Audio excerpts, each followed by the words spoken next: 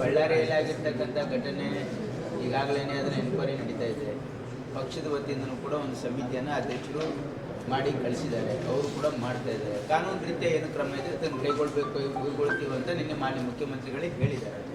ಹಾಗಾಗಿ ಅದ್ರ ಬಗ್ಗೆ ಹೆಚ್ಚಿನ ಚರ್ಚೆ ಅವಶ್ಯಕತೆ ಇಲ್ಲ ಅಂತ CID ತನಿಖೆಗೆ ಕೊಡೋದ್ರ ಬಗ್ಗೆ ತೀರ್ಮಾನ ಮಾಡ್ತಾರೆ ಮಾನ್ಯ ಮುಖ್ಯಮಂತ್ರಿಗಳು ಮತ್ತು ಗೃಹ ಸಚಿವರು ಅದ್ರ ಬಗ್ಗೆ ಗೃಹ ಸಚಿವರು ಈಗ ಚರ್ಚೆ ಮಾಡಿ CID ಕೊಡ್ತೀವಿ ಅನ್ನೋ ಅದೇ ಚರ್ಚೆ ಮಾಡ್ತಾ ಇದ್ದಾರೆ. ಯಾಕಂದ್ರೆ ಇನ್ನು ಪ್ರಿಲಿಮಿನರಿ ರಿಪೋರ್ಟ್ ತಗೊಂಡು ಅದೊಂದು ಫೈನಲ್ ತೀರ್ಮಾನ ಮಾಡ್ತೀವಿ ಅಂತ ಮಾನ್ಯ ಮುಖ್ಯಮಂತ್ರಿಗಳು ಮತ್ತು ಗೃಹ ಸಚಿವರು ಹೇಳಿದ್ದಾರೆ. ಅದ್ರ ಪ್ರಕಾರ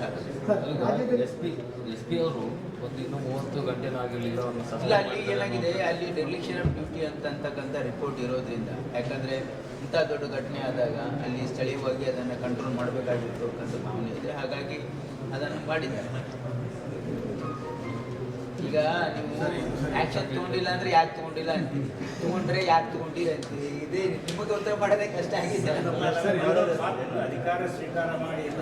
ನೋಡಿ, ನಾನು ಅಧಿಕಾರ ಸ್ವೀಕಾರ ಮಾಡಿದ ಮೇಲೆ it is my responsibility. You have to reach the spot on time and take action.